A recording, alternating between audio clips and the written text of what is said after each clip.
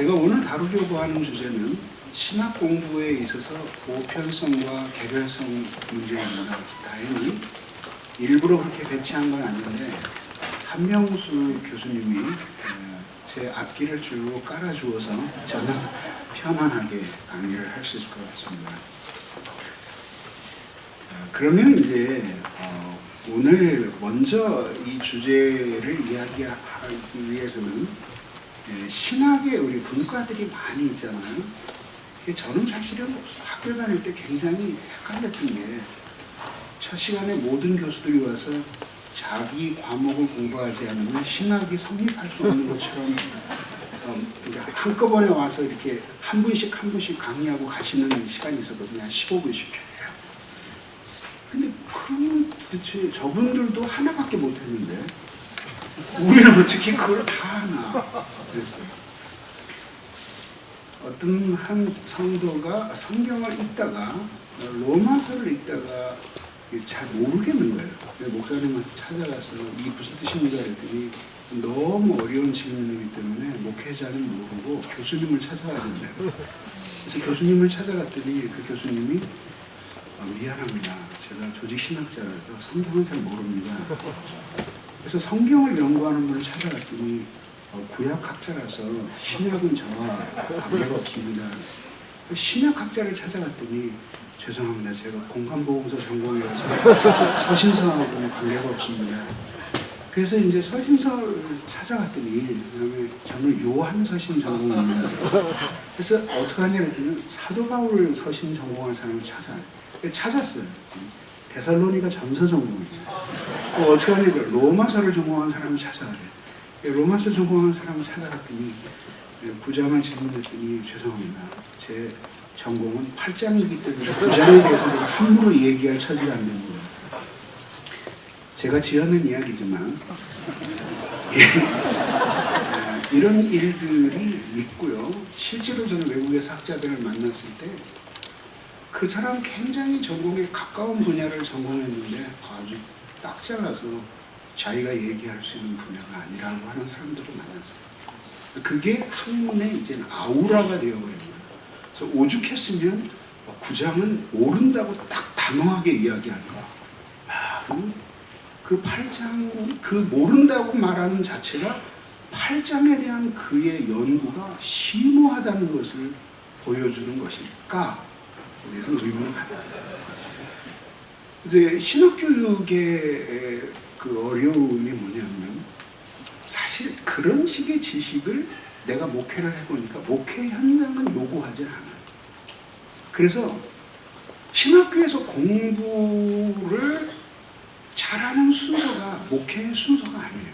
물론 거꾸로 못하는 순서가 공부를 못하던 순서가 목회를 잘하는 순서는 물론 아니에요. 물론 그렇게 위로를 받으시면 안 돼요. 내가 말하고 싶은 게 공부를 잘해도 목회를 못할 수는 있지만 못하고 좋은 목회를 잘하는 것은 불가능하다. 저는 그렇게 봐요. 근데 어쨌든 그런 상황에서 지금 교수님들이 있는데 너무 계신데 죄송하지만 지금 주어지는 이런 식의 신학 공부를 통해서는 오히려 그 학교 공부를 너무 잘하면 잘할수록 목회는 부적응일 거다라는 생각을 하게 되어서 여러분들이 3학년 때쯤 되면은 선배들이 하는 얘기를 들어요. 이거 다 소용없다. 그리고 다시 배워야 된다라고 이야기하는 이야기를 들었을 거예요. 그런 한계에 부딪히게 되는 거였어요. 저는 교수님들은 이렇게 몇 년씩 자기 한 분야에 대해서 공부했지만 저도 전공이 물론 있었고 8년 동안 교수 생활했지만 진짜 제 공부는 학교를 그만두고 그리고 목회에 전념하면서부터 제 공부가 시작됐고 제가 하고 싶은 공부를 해오면서 이제 어느 한순간에 깨닫게 된 이야기를 오늘 여러분들에게 아주 길고 복잡하게 썼는데 그냥 간단하게 얘기를 나누려고 합니다.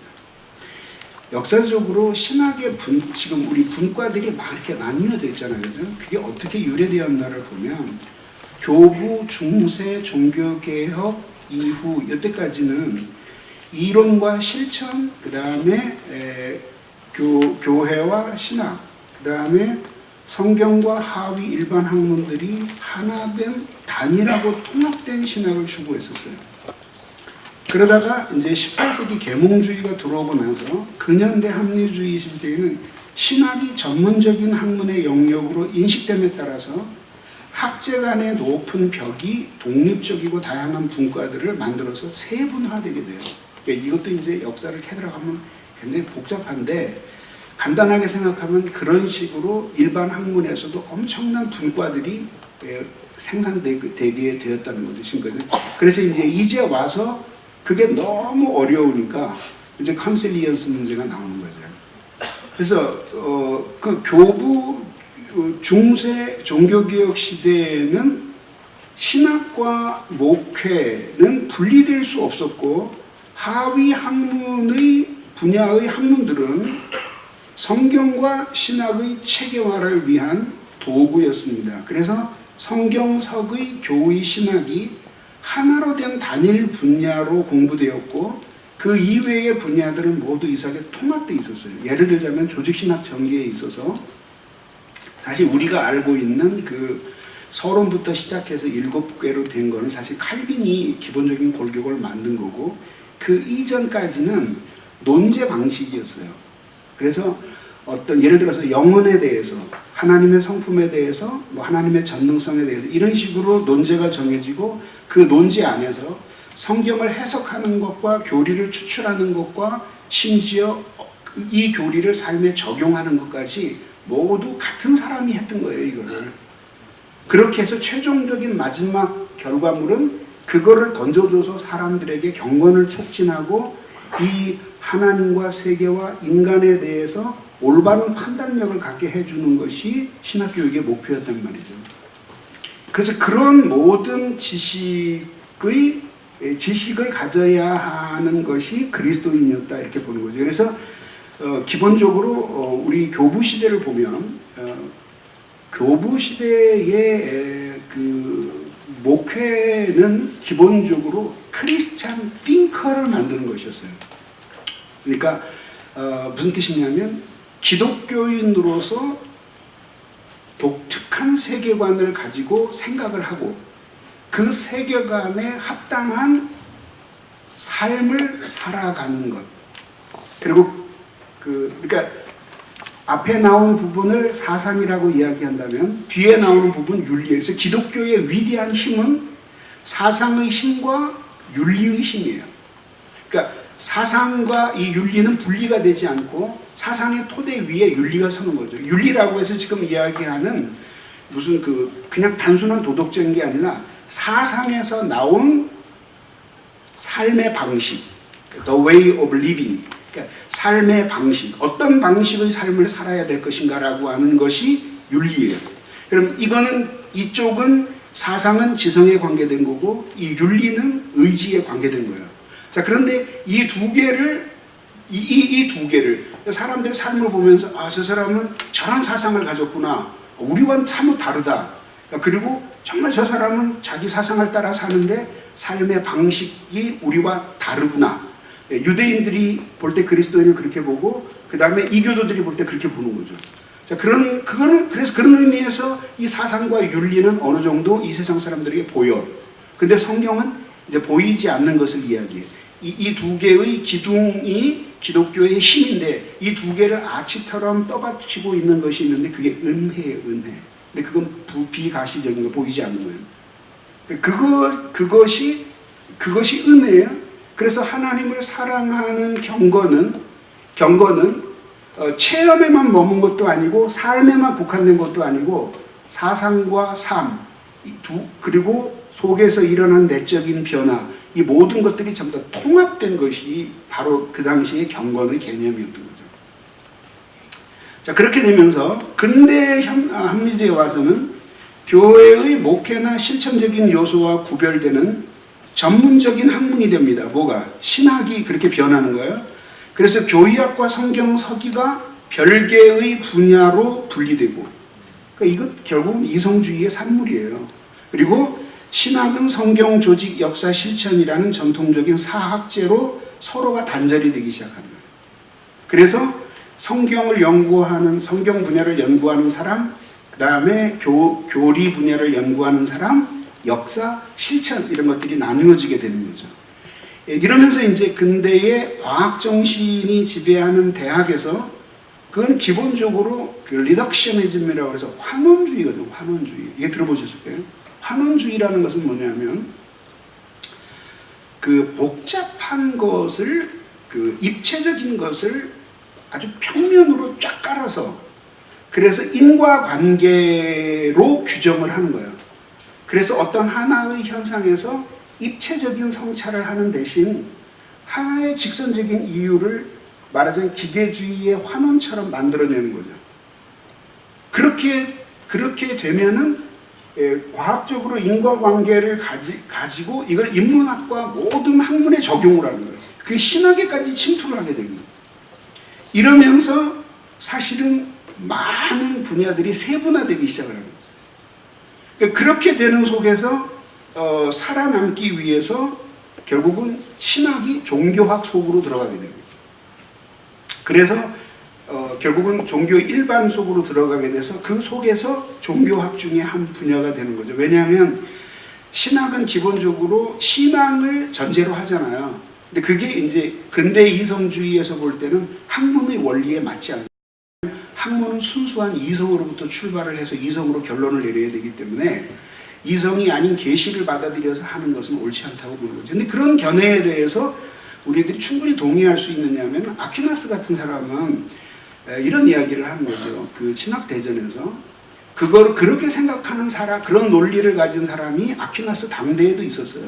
그래서 아퀴나스가 이런 변증을 해요. 그게 뭐냐면 그거는 학문의 구조를 잘 몰라서 그런 거다. 그러니까 학문은 순수하게 자기에서부터 시작한 학문이 있고 상위 학문에서부터 지식을 받아서 출발하는 것이 있다.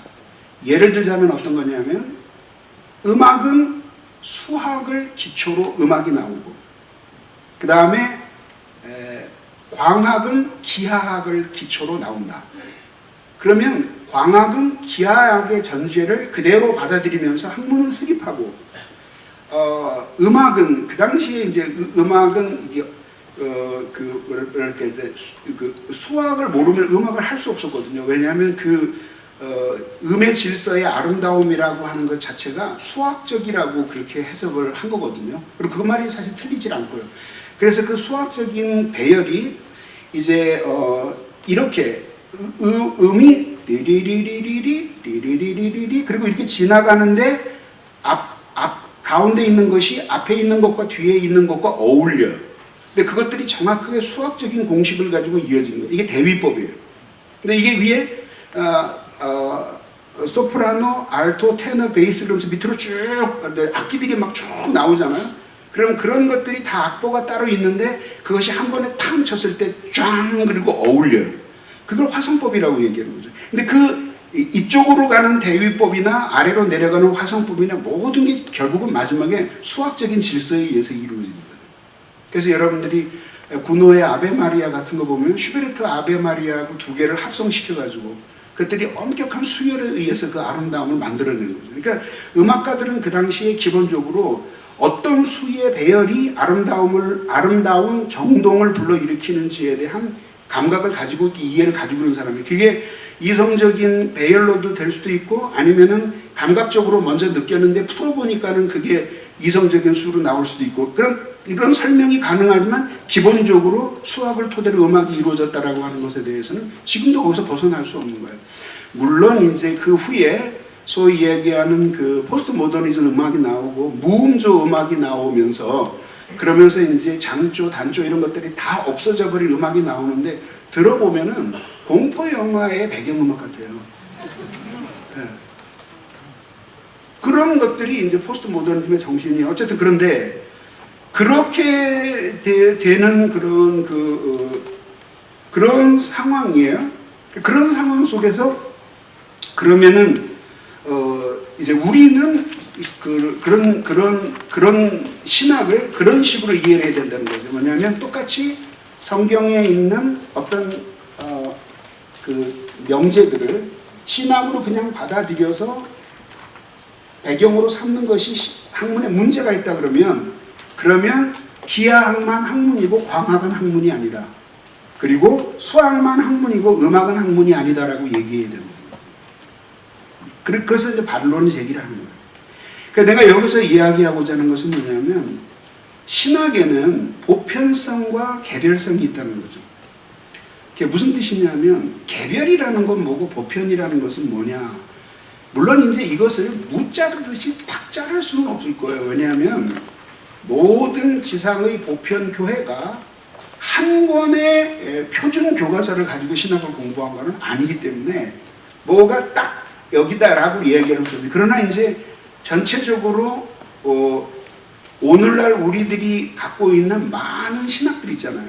어떤 분은 여기서 성결교회에서 신학을 시작한 분도 있고 아니면 감리교, 천주교, 뭐 천주교는 여기 별로 없겠죠. 뭐 어디에나 있을 거 아니에요. 그러니까 나도 신학을 공부하기 전에 장로교, 합동측 장로교의 교인이었어요. 그러면 자신은 모든 신학을 알지 못하지만 일단 자기의 신학의 출발점이 합동측 장로교에서 시작을 한 거죠. 왜 그렇게 시작을 하게 되었느냐고는 우리는 다 물을 수 없어요. 왜냐하면 장로교 들어갈 때 모든 신학을 그리스도인이 되기 전에 다 공부한 다음에 어느 신학이 가장 성경지기를 판단하고 그 다음에 예수 믿기를 시작하는 사람은 없잖아요. 그러니까 일단 들어가고 그 다음에 그 속에서 이건 정말 아니다라는 생각하는 사람들은 나왔겠지. 그렇지만 대부분의 사람은 거기에 동의를 하고 심지어는 그 위에 신앙의 체험도 쌓이니까 감리교인이 되고 장로교인이 되고 뭐 기장교인이 되고 무슨 교인이 된 거 아니에요.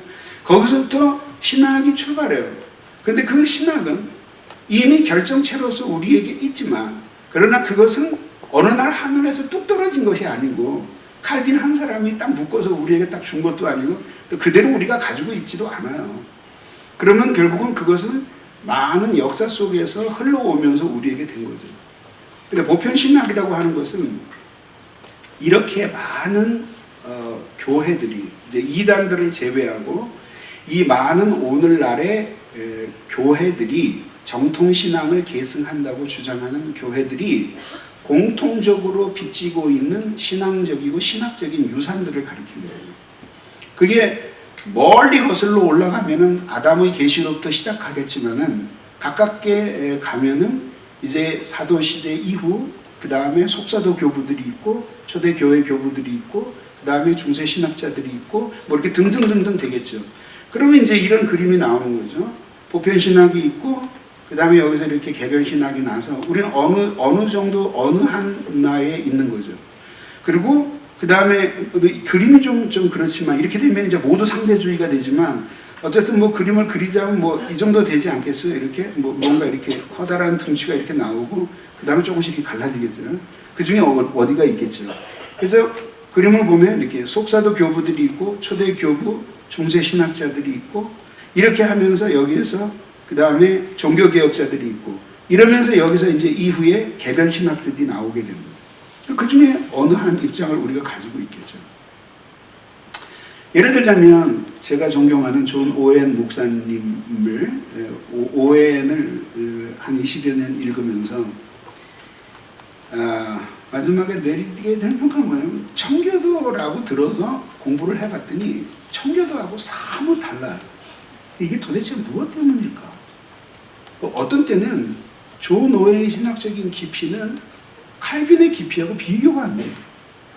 그러니까 뭐 엄청나게 깊고 뭐 어떤 때는 논제 하나를 가지고 뭐 그 예를 들어 perseverance 성도의 견인 같은 걸 들어가면은 뭐 그렇게 거의 뭐 베개처럼 두꺼운 책인데 들어가 보면은 이게 읽다가 어느 정글 속으로 들어갔는지 판단이 안 될 정도로 그렇게 심오하게 들어가요. 그리고 비블리칼 티올로지 같은 데서는 생경스러웠던 게 수많은 이방의 문헌들, 특히 그리스 로마의 신화와 문헌들이 수없이 등장하는 거예요. 굉장히 혼란스러웠어요. 도대체 이것이 무엇인가? 근데 나중에 알고 보니까 뭐냐면 이제 칼 트루먼이 이제 존 오웬 전공자인데 이분이 이제 이런 이야기를 딱 해요. 제가 읽어볼게요. 오웬은 신학적인 통합성을 드러내는 사려 깊은 신학을 생산해내려고 많은 양의 교부와 중세의 문헌을 읽고 인용하며 담론에 참여하는 방식으로 신학 역사에 관한 훈련을 잘 받은 자였다. 신학적 진리의 유일한 원천으로 성경을 강조했던 종교개혁자들이 진리를 표현하는 일에 도움이 되는 과거의 위대한 문헌을 면밀하게 조사하는 작업을 배제하지 않았다는 사실은 중요하다. 그래서 오웬과 같은 사람들을 가리켜 개혁파 보편주의자, 리폼드 캐톨릭스라고 부르기도 한다. 오웬은 문화적으로 개혁주의 신학이라는 맥락 안에서 지성적 능력과 학식을 사용할 줄 아는 르네상스 사람이었으며 사람들이 기대하는 바와 같이 오웬의 작품에는 폭넓은 독서력과 문화적인 연계들을 볼 수 있는 점들이 많이 들어있다.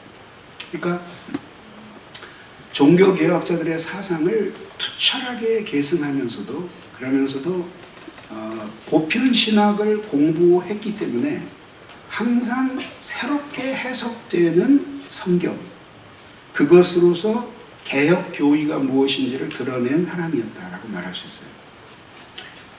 존 볼트는 아주 굉장히 중요한 이야기를 그 한 책에서 합니다. 이게 뭐냐면 요점을 말하는 게 솔라 스크립투라라고 하는 것은 신학 공부의 교재가 오직 성경뿐이다라고 오해하는 사람들이 있다는 겁니다. 그것은 아니다. 솔라 스크립투라라고 하는 정신은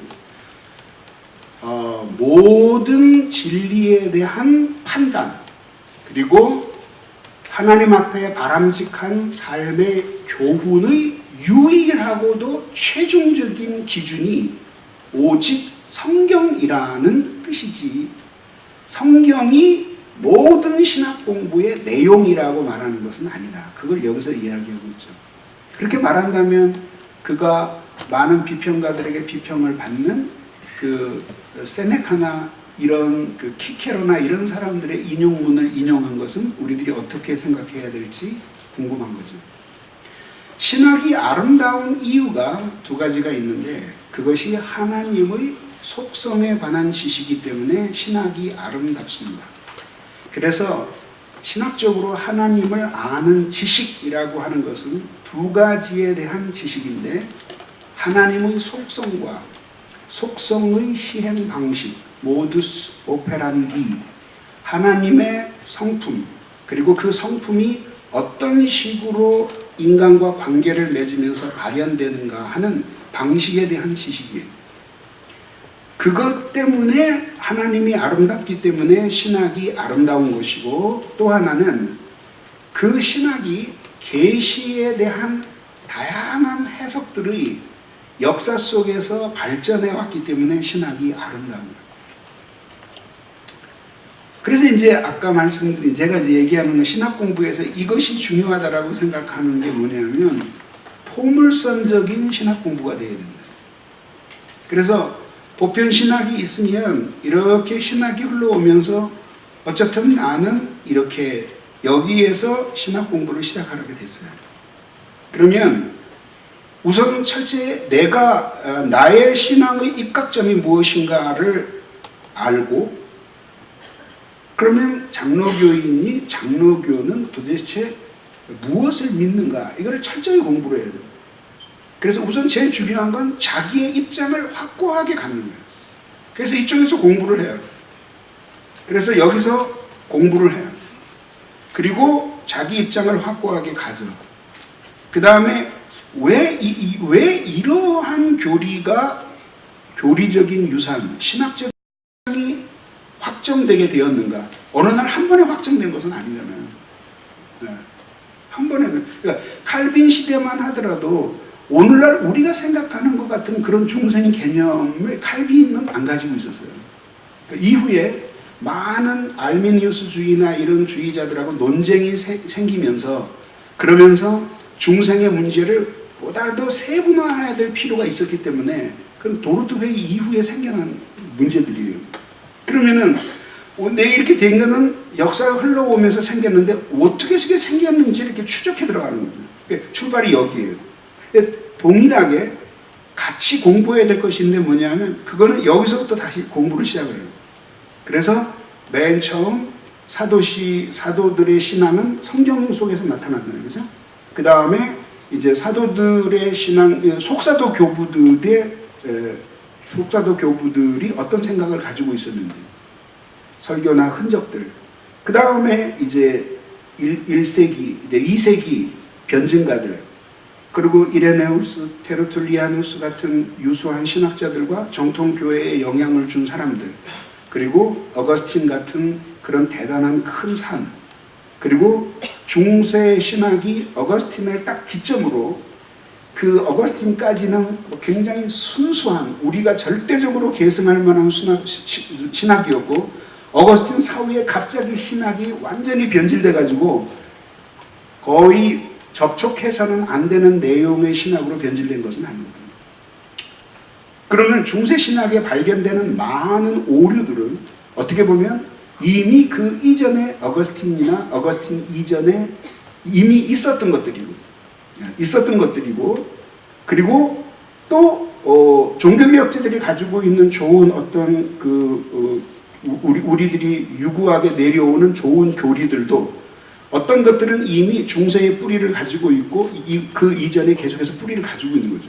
그러니까 항상 오류와 진리가 항상 섞이는 가운데에 교회의 역사가 진전되어 온 거예요. 그런데 아까 강의에 들은 것처럼 중세 시대에 넘어가면서 그런 것들이 급속하게 오류들이 많이 들어오게 된 것은 우리들이 인정을 해야 됩니다. 그래서 어떻게 하냐면은 이제 여기서 내 입장에서 신학을 이렇게 시작하고 그 다음에 저쪽으로 넘어가서 이렇게 어느 하나에 빠지지 말고 속사도 교부서부터 차근차근히 중요한 책들을 읽어가면서 결국은 자신들의 교리가 상당히 엉성했던 기독교가 어떻게 이렇게 굉장히 촘촘한 교리로 발전해 오게 되었는가라고 하는 발전사의 개념으로 보편신학을 읽어와야 된다는 거죠. 그래서 이쪽에서 여기서 이렇게 시작된 신학적 관심사와 여기서 읽으면서 오게 된 신학적인 관심사가 함께 만나는 포물선적인 공부를 해야 된다. 그래야지만 여기에 있는 여기에서 발견되는 어떤 좋은 점이 있어도 여기에 있는 지식의 빛으로 오류가 무언지를 판단하면서 읽어야 하고, 그 다음에 여기에 있는 어떤 나쁜 것들이 발견된다고 하더라도 이 속에서 내가 지금 참되다고 고백하고 있는 신앙의 요소들이 초창기에는 어떤 모습으로 시작이 되었는가 라는 것들을 읽어내면서 이게 대화를 할 때에 비로소 여기에 있는 나는 어떤 부분이 양보할 수 없는 분명한 오늘날의 개혁 교리이고, 어떤 부분들이 어떤 오류의 과정을 거쳐서 여기에 거쳐왔고, 내가 이런 토론에 있어서 어떤 것들을 양보할 때 결과들이 어떻게 될 것인가를 미리 예측할 수 있는 거예요. 그래서 훨씬 자기 입장이 뚜렷하면서도 사고의 유연성을 가지고 있는 사람이 되는 거죠. 이 오리겐이라는 사람이 나와요. 이 사람이 쓴 책이 프린키피아라고 하는 이 책인데, 지금 읽어보면 번역도 됐어요. 읽어보면 차마 볼 수가 없어요. 이건 플라톤 철학의 아류지 기독교 신학이라고는 말할 수 없어요. 온갖 상상적인 이야기들과 그 다음에 기괴한 담론들이 여기서 다 들어가 있는 거예요. 그래서 누가 이걸 읽고 은혜를 받아서 이 위대한 선배가 여기 있고 이 나중에 온 것들은 전부 다 쓰레기다 하고 그걸 붙들면 아주 명백한 이단에 빠지게 됩니다. 그러나 그런 마음으로 읽지 않고 이러지 않고 이거를 오리겐을 천천히 읽어보면은 그럼 뭐냐면 그 당시에 오리겐이 말했던 것은 사람들이 듣고 싶어 하던 것들이었어요. 그러면 그 당시에 이런 압도적으로 그 당시에 그리스 철학이 지배하고 있는 상황 속에서 사람들이 가지고 있던 세계관, 인생관, 그리고 성경과 기독교에 대한 생각이 무엇이었는지를 알게 되는 거예요. 그것에 대해서 어떻게 기독교를 변증하려고 했던가 하는 것을 참고로 보게 되는 거죠. 그래서 그것을 고정된 형태로 아멘하고 받아들이면 큰일 나는 거예요. 그건 안 되죠. 그거는 제가 존경하는 어거스틴의 작품도 마찬가지예요. 비판적으로 읽어야 됩니다. 자, 예를 들자면 이거는 이제 여러분들이 그 교리사 시간에 정통 신앙을 파수한 위대한 인물 중에 하나 아다나시우스를 배웠잖아요. 예.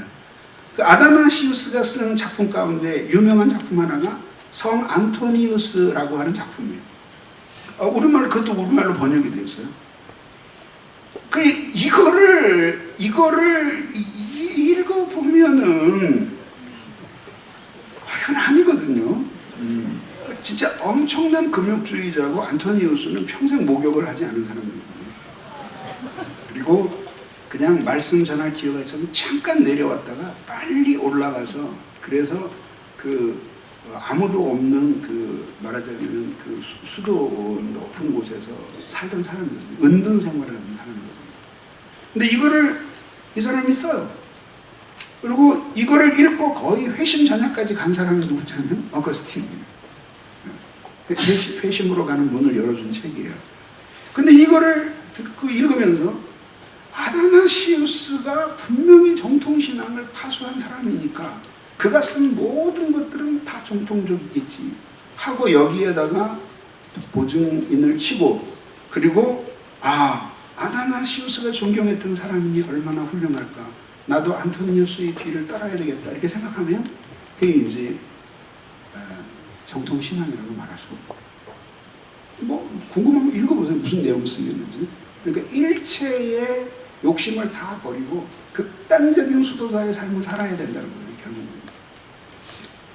결국은. 그러기 때문에 이건 그런 식으로 읽으면 안 되고 그냥 참고로 읽는 거예요. 이때는 왜 그러면 그 당시에 사람들이 이렇게 미친 듯이 금욕을 추구했을까? 프란치스카 수도의 사람들, 아시시의 프란시스 같은 경우는 음식이 나오면 제일 먼저 재를 가지고 와서 한 움큼을 모든 밥 위에다가 확 뿌리는 것이 식사의 시작이었어요. 왜 그랬을까요? 혀 끝에 무슨 맛을 느끼는 것 자체가 죄라고 생각했던 거예요. 그럼 우리가 그 본을 따라야 되겠는가? 아니거든요. 오늘 얼마나 도시락이 맛있어요. 그 다음 그래서 포물선적인 신학 공부라고 하는 것은 결국은 이렇게 성경으로부터 출발을 이제 자기의 신학적인 입장으로 출발을 해서 이렇게 그 다음에 과거에 이 자기가 믿는 바가 어떻게 발전해 왔는지를 이해를 하고 그 속에서 이쪽을 평가하고 여기에 있는 것들을 제고하면서 확고한 자신의 입장을 갖는 거예요. 쉽게 흔들리지 않아요. 그리고 이 모든 것들에 대한 가장 중요한 최종적인 판단의 기준이 누가 말을 잘하는가가 아니라 성경이 기준이 되어야 된다라고. 자, 그래서 이제 이렇게 보면 이제 이것을 이제 역사적으로 시간적으로 펼치질 않고 동일한 시간 안에서 범위를 가지고 그 설명을 하자면 이런 식으로 된다는 거죠. 성경에서 신학을 출발해요. 그래서 이 중심점을 놓치지 말아야 돼요. 마치 연이 오를 때 가오리 연도 있고 네모난 방패 연도 있고 뭐 세모 연도 있고 뭐 별 연이 다 있고 그리고 그 연들이 계속 하늘 높이 올라 여기서는 연이 그 연 날아가는 연을 얘기하는 거예요. 그 연들이 계속 하늘로 올라가지만 그 연들이 올라가지만 그러나 기본적으로 딱 실패를 붙들고 있어야 됩니다. 그게 성경이에요, 성경. 그리고 그 성경에서 그 다음에 신학을 공부해 나가요. 그러면 이 신학을 이해하기 위해서는 요 성경만 붙들고 씨름하면 안 되고 그 다음에 기본적으로 언어를 해야 되겠죠. 성경 원어를 공부해야 되잖아. 요즘은 별로 안 하지만 그러나 기본적으로 히브리어 헬라어 성경을 줄줄줄줄줄 읽으면서 그냥 한글 성경처럼 읽을 수는 없다고 하더라도 마음 먹고 책을 펴놓으면 번역이 어디가 잘못됐는지는 확인할 수 있어요. 꼭 안 되잖아요. 실제로 저는 봤어요. 성경에서 히브리어 성경에 없는 번역 그 단어 하나를 가지고 설교의 대지를 삼았어요. 그리고 파고 들어가는 거예요. 사실 히브리어 성경 없어요. 걔는 그 삽질한 거거든요. 한 사람만 얘기하면 돼. 그 성경에 없는데요, 우리 얘기하면. 그래서 만약에 한글 성경이 최종적인 텍스트이기 때문에 그런 웃지 못할 결과가 나오는 거예요. 그러니까 안 되죠. 실제로 어떤 사람이 설교를 하는데 그 관제와 같이 부음이 되고 그거를 1시간 내내 부고장으로 설교를 하는 것도 들었고, 그 다음에 바나바는 권위자라고 할 때 그걸 오토리티로 막 피를 토하듯이 설교하는 사람도 봤어요. 그러니까 기본적으로 원문을 읽을 수 있어요. 그 다음에 어떻게 되죠? 신학에 있어서는 우리가 중국이나 일본보다는 선진국일지 모르지만은, 그러나 서구에 비하면 신학의 역사는 매우 짧아요. 아직까지도 수익국 위치에 있는 거죠. 그러면 언어 하나를 뛰어넘으면 상상할 수 없는 어마어마한 정보의 세계들이 열리는 거죠. 그럼 오늘 내가 성경을 펼치고 해석하고 신학에 대해서 내가 어쩌고 저쩌고 떠드는 거 이미 해 아래 새 것이 없어요.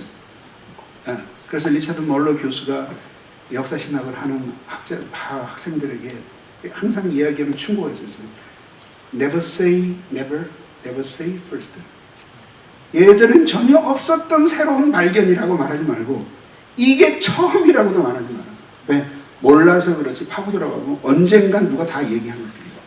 그럼 우리는 공부해 나가는 거죠. 거기서 만약에 라틴어와 히라버를 읽을 수 있다면 이제 서방교부, 동방교부로 이제 펼쳐지는 거죠.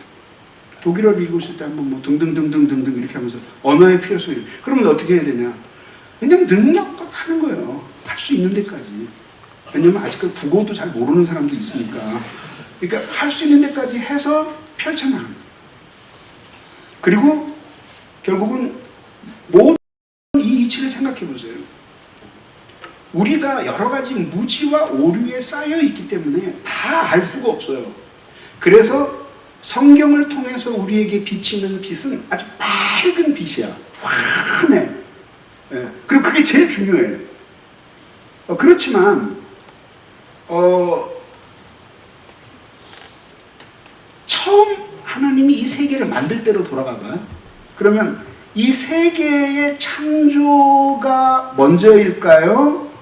아니면은 창조하기 전에 하나님 안에 관념이 먼저일까요? 시간적으로. 관념이 먼저죠. 그러니까 무슨 얘기냐면 하나님이 천지 창조된 세계를 보면서 하나님 보시기에 좋았더라 할 때에는 하나님 이 속에 뭐가 있었으니까 딱 볼 때 당신이 생각한 거하고 상당히 근접하게 세상이 창조됐다라고 보면서 좋았더라 그러셨을 거 아니에요. 그러니까 세계가 창조되기 전 존재하는 모든 것들은 하나님의 지성 안에 있는 것들이에요. 그럼 하나님의 지성 안에서 그 사물들이 어떻게 연결되는지 하나님이 모르는 게 있었을까요? 그리고 만약에 있다면 하나님이 아니시죠. 그러면 사물 하나하나에 대한 지식뿐만 아니라 사물과 사물이 어떻게 연결이 되는지, 그리고 그것들이 앞으로 어떻게 변해서 변화된 개체가 될 때는 서로 어떤 연결을 갖고, 심지어 인간 사회에 있어서 도덕적인 연결이 어떤 의미를 가질 것인지에 대해서 하나님 모든 지식을 가지고 있는 거죠. 그러면 결국은 진리라고 하는 것은 원래 모든 것이 그 진리를 그 하나님의 그 사유의 영역에서 벗어날 수 없는 거죠. 그렇다면 인간이 어둡고 불완전하기 때문에 개별 사물에 대한 지식도 완벽하게 찾아낼 수 없고, 그 다음에 사물과 사물의 연결관계도 완벽하게 설명할 수 없어요. 그런데 그 모든 걸 다 그런 모든 걸 다 알 수는 없어요. 왜냐하면 하나님이 완벽하게 다 알려주신다고 해도 인간의 용량이 그게 이 속에 담겨지질 않아요. 그런데 성경이면은 충분한 거예요. 우리가 살고 하기에 충분한 거예요. 그래서 그 성경이 밝은 빛으로 찬란하게 빛나요. 그러면 그것을 딱 붙들면 성경이 어거스틴에 의하면 두 가지 지식을 우리에게 제공해줘요. 그게 뭐냐면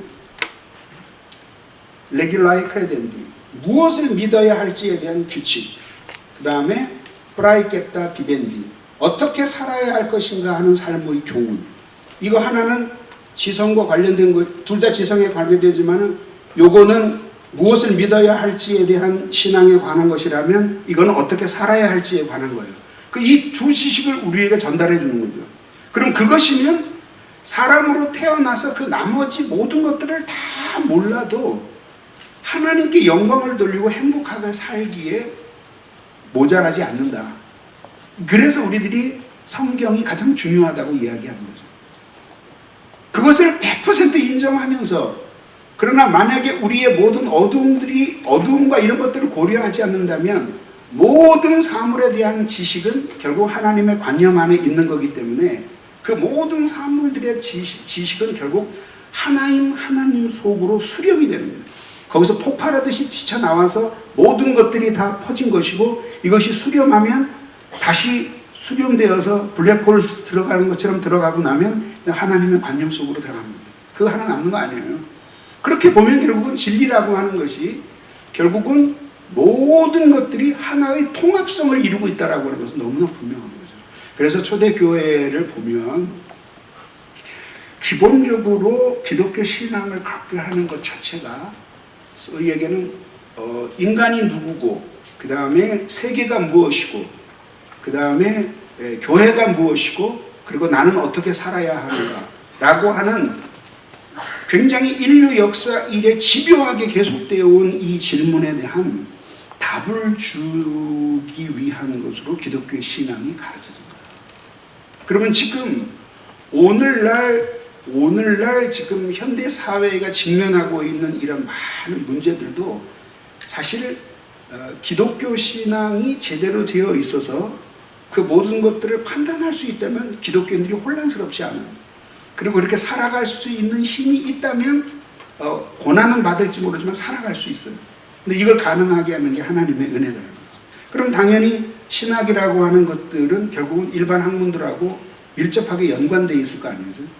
그러니까 공부를 이렇게 펼쳐나갈 때 이거는 자기 능력을 따라서 여기서 시작을 해서 그래서 갈 수 있는 만큼 가는 거예요. 근데 잊지 말아야 될 것은 이 성경이 딱 언제나 중심에 딱 와야 돼요. 성경을 사랑하고 성경과 함께 울고 성경과 함께 기뻐하고 하는데, 능력이 있으면 좀 더 넓게, 능력이 없으면 그 안에서 뱅글뱅글 돌면서 해도 그것으로서 사람들에게 올바른 진리를 가르칠 수 있다는 이야기를 하고 싶은 거예요. 그럼 바람직한 신학 공부는 뭐냐? 마지막으로 정리를 하자면, 우선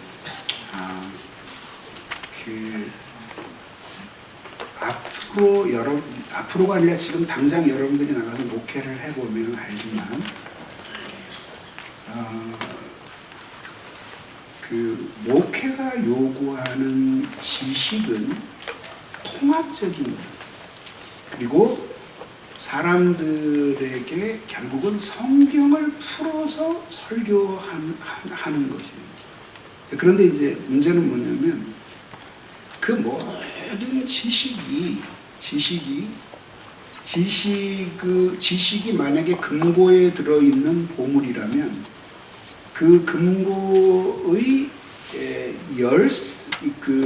금고의 열쇠와 같은 게 바로 복음이에요. 복음으로 문을 딱 열면 하나님의 경륜의 어마어마한 보화와 같은 지식들이 쏟아져 나오는 거예요.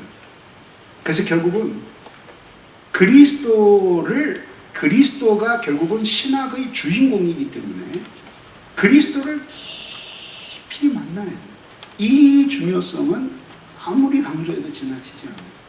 만약에 여러분들이 공부에 재능이 있어서 어느 신학자 한 사람에 빠져서 논문을 쓰고 공부를 해서 그 사람을 계승하는 학문을 하겠다고 유학을 가서 한 가지 주제로 한 10년을 파면, 잘하면 한국에 와서 분필을 붙들고 한 강의실에서 강의를 할 수 있을 거예요. 그러나 그가 설교할 수 있다는 것은 아니에요. 그건 예수 그리스도를 깊이 만나야 돼요. 그래서 역사를 보면 자잘한 신학자는 신학책이나 논문을 읽으면서 학자가 됐고, 대사상가는 성경을 읽다가 나와요.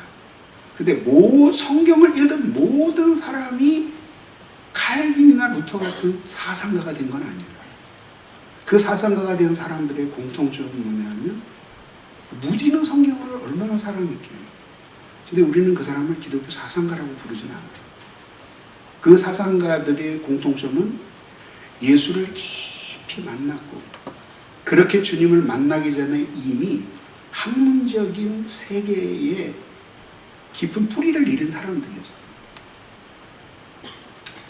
그 다음에 성경 진리를 되게 사랑해야 돼요. 그래서 신학교 다닐 때는 매일 그럴 수는 없지만 그래도 한 1, 2주에 한 번쯤은 아침에 성경을 읽다가 성경이 흠뻑 젖도록 울어야 돼요. 너무 아름다워. 그 다음에 치열하게 학문을 탐구해야 돼요. 그런데 지금처럼 쪼개진 신학 공부를 하지 말고 저쪽서부터 자기 이 기본적인 이 말하자면은 그 교의서, 교리학, 우리 신학적 입장을 반영하는 교리 교과서들을 철저하게 읽고, 그다음에 칼빈을 읽고, 칼빈도 기독교 강요만 읽지 말고 기독교 강요는 칼빈이 이야기하고 싶은 최소한이에요. 주석을 읽고 논문을 읽고 설교들을 읽어야 돼요. 그러면 기독교 강요는 기독교 강요 하나만을 읽어서는 해석이 어려운 책이에요. 그것을 가능하게 했던 사상들을 트레젝터리를 추적하면서 읽어야 되고 또 그 생애의 그 연대별로 고려를 하면서 읽어야 돼요. 그리고 그 사람을 그렇게 만들었던 그 사람이 애독했던 사람이 누구냐? 어거스틴이에요. 어거스틴을 거의 외울 정도로 읽었어요. 그래서 로자나에 있었던 회담에서의 그 토론은 아주 유명하잖아요. 그러니까 거의 외우면서 그렇게 교부를 공부했어요. 종교개혁이 성경으로 돌아갔다고 말하지만 엄밀하게 말하면 어거스틴을 통해서 성경으로 돌아갔다고 말해야 돼요. 왜냐하면 마르틴 루터도 결국은 그가 수도사로 있을 때에 몸담았던 곳이 에르푸르트 수도원인데 어거스틴 수도회였어요. 그리고 칼빈이 그렇게 극찬했던 교부도 어거스틴이었어요. 그러면 칼빈이 어거스틴주의자였을까? 그렇게 말할 수 없고요. 그리고 어떤 것들에 대해서는 칼빈이 도저히 동의할 수 없는 신학을 가지고 있었죠. 몇 가지 점에 다르기 때문에 루터가 당신은 이신칭의가 너무 없다. 그리고 발로 차버리거나 그러진 않았다는 거예요. 그거를 그 시대의 문맥에서 읽어내면서 그러면서 그가 바라보았던 안목을 가지고 성경을 보면서 결국은 값진 개혁 교리들을 거기서 이끌어낸 거죠. 그러니까 치열하게 학문을 공부해야 된다. 뭘 공부해야 되느냐? 다 말할 수 없겠죠. 모든 것을 공부해야죠. 기본적으로 성경, 언어, 그 다음에 외국어, 거기서 그 기본적인 신학, 그리스 교부들, 그 다음에 헬라 교부들, 그리고 그 다음에 이제 거기서 뭐 철학이라든지 역사, 이렇게 공부를 해 나가면서 하여튼 치열하게 공부를 해야 해요. 그래서 공부하다가 신학교 다닐 때 한두 번쯤은 응급실에 그 들것에 실려가야 됩니다. 정말. 그 다음에 네 번째는 열렬하게 기도를. 그래서 기도라고 하는 것은 결국 뭐냐면 보이지 않는 하나님을 향한 최고의 경외의 표현이 깨어진 마음으로 하나님 앞에 기도합니다. 그 속에서 끊임없이 자기 사랑을 버리고 하나님의 사랑을 붙들게 됩니다. 그 다음에 다섯 번째는 뭐냐면 어떻게 하든지 교회의 지체로 살아가면서 신앙을 공부하라. 그래서 이 교회 갔더니 말이지 월급은 조금 일했다 일을 시켜서 아이고 공부에 방해돼 때려치고 어디 좀 그 한량한 교육전도사 자리 없을까. 그렇게 가면 마지막에 망가진 신앙을 공부하게 됩니다. 속에서 눈물을 흘리며 모든 고난을 그리스도의 지체들과 함께 겪으며 그러면서 거기서 예수의 남은 고난을 자신의 몸에 채워가면서 온전한 교회가 되어가는 것과 자기가 죽어가는 것들을 함께 경험하는 신학을 공부해야 됩니다. 그래서 1학년 때 정도는 될 수 있으면 아무것도 하지 말고 공부만 하면 좋겠어요. 2학년 때까지 그럴 수 있으면 좋겠고 그 대신 한 번도 쉬지 말아야 되는 것은 영혼을 돌보는 일이에요. 그래서 교사를 하든지 뭘 하든지 그러니까 2학년 아니면 3학년 때면 더 좋고 그때는 교육전도사라도 하고 그 매일매일 설교하면서 좌절하고 눈물을 흘리고 철야하고 괴로워하고 죽고 싶고 그러한 고통의 경험을 하면서 그래서 저녁에는 목회 때문에 괴로워서 울고 아침에 책을 펴면 지성적인 무능 때문에 울고 그러면서 눈물 젖은 신학을 하는 것이 좋은 목사가 되는 길. 그 다음에 여섯 번째, 하나님과 모든 사람에게 언행일치의 삶을 살아라. 진실한 자가 되라. 마지막에 그래서 일곱 번째는 뭐냐면 결국은 하나님이 이 세계에 대한 경륜을 가지고 계셔요. 그 경륜이라고 하는 것은 결국은 우리의 표현에 의하면 하나님 나라의 완성이에요. 물론 그 완성이 종지적인 완성이 아니라 이제 타락과 죄로 망가진 세상이 회복이 되는 거죠. 그 나라가 사랑의 나라예요. 사랑이다. 그래서 하나님이 모든 인류를 한 사람에게서 나오게 하셔요. 신비하지 않나요? 그래서 한 사람을 흙으로 만드시고 두 번째 사람은 갈비뼈를 취해서 만들고 세 번째 사람은 둘이 결합을 해서 나와요. 그다음 네 번째, 다섯 번째 다 그렇게 나오는 거야. 그래서 그러면 결국 마지막에 추적해 들어가면 딱 한 사람만 나오는 거야. 왜 그러셨을까요? 그때에 하나님이 하와를 만드시고 이끌어 오시니까 하와가 말하잖아요. 아담이 말하잖아요. 이는 내 뼈 중의 뼈요 살 중의 살이라 그러는데 결혼 주례에서 많이 하는 설교인데 그거는 둘이 부부이기 때문에만 나온 이야기가 아니라 아담과 하와는 인류 최초의 사회예요. 가정이기 이전에. 인류 최초의 사회예요.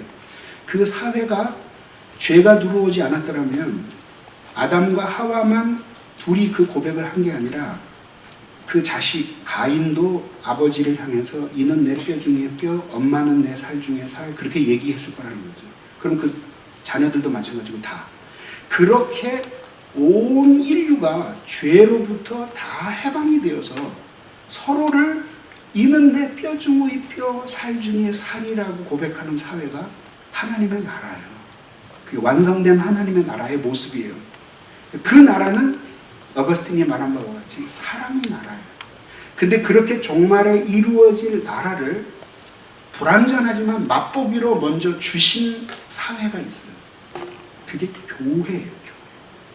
그러니까 신학은 교회라고 하는 그 요람에서 신학이 탄생하는 거예요. 탄생도 그렇고 거기서 자라는 거예요.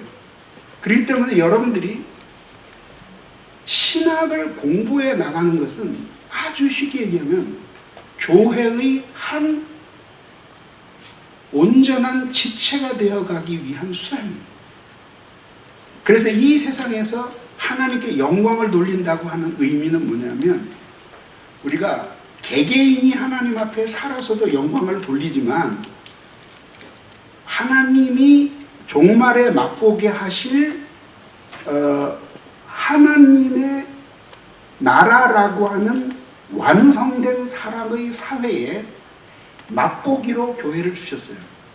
그 교회의 일원으로서 우리가 하나님 앞에 참 인간이 누구인지 참 하나님이 누구인지 참 인간이 누구이고 어떻게 살아야 하는지 그 인간이 이웃과 어떤 관계를 맺으며 사회를 만들어 가야 하는지를 이 모순과 죄, 탐욕이 가득한 세상에서 보여주면서 사는 것이 그게 하나님께 영광을 돌린다는 의미예요.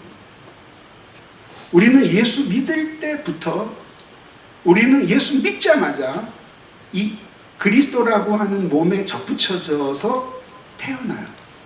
그리고 이것은 이미 시간 속에서는 모년 모월 모시의 예수를 믿고 예수의 몸에 접붙여졌지만 하나님의 영원한 예정 속에서는 이미 하나님이 선택해 놓으신 교회 안에 우리가 있는 거죠. 그것이 시간의 전개 속에서 성취되어 가는 거예요. 그리고 마지막에 우리의 모든 운명은 이제 개인의 운명이 아니라 교회의 운명이고 교회의 운명이 결국은 하나님의 나라라는 사회에서 완성이 됩니다. 앞으로 올 그 하나님의 나라가 어떤 나라인지를 보여준 거예요. 그 어두운 세상에서 한 줄기 빛처럼 살아가는 공동체를 보면서, 아, 저 사람들의 모습을 보면서, 아, 우리 인간의 사는 도리가 이런 게 아니구나라는 걸 깨닫게 해줍니다. 그리고 그렇게 다른 삶의 방식 이면에 그들에게 다른 사상과 다른 사랑이 있다는 걸 깨닫게 해줍니다. 거기에 바로 하나님. 그래서 하나님은 인류를 창조하실 때 하나의 사랑으로 모든 인류를 다 묶고 싶었던 거예요. 그래서 마지막 나라에는 끝까지 이 사랑 속으로 들어오지 않는 사람들을 쳐내고, 그건 모든 사람, 남아있는 모든 사람들은 다 하나로 묶어서 한 사랑 안에서 다양한 다양성을 가지고 있으면서도 모두 한 사랑으로서 그 사랑의 질서를 이루면서, 그러면서 자신의 영광과는 상관이 없이 자신들이 사랑하는 하나님이 드러나는 그 자신의 개인의 존재와 그 다음에 사회와 인류 사회와 온 세계 안에 그 영광이 드러나는 것을 꿈꾸면서 사는 것이 결국은 그리스도인으로서의 삶의 비전이고, 그것은 모든 인류가 지녀야 할 삶의 비전이기 때문에 이 신학이라고 하는 것은 결국 특정 교파의 문제가 아니라 온 인류가 반드시 돌아오고 말아야 할 그 지식이요, 그 사상이에요. 그래서 마스틸리트나 혹은 조나단 에드워즈의 정의를 약간 빌려서 완성을 하자면, 나는 신학을 이렇게 정의합니다. 신학이란 하나님을 향하여 그리스도를 통하여 성령 안에서 하나님을 향하여 사는 것이다. 그게 신학이에요. 그리고 그 신학은 결국 우리를 행복하게 하고 모든 이웃을 행복하게 해요.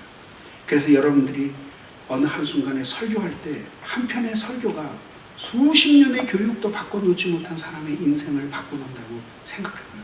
가슴 벅차지 않아요? 네. 공부해요. 이상 끝.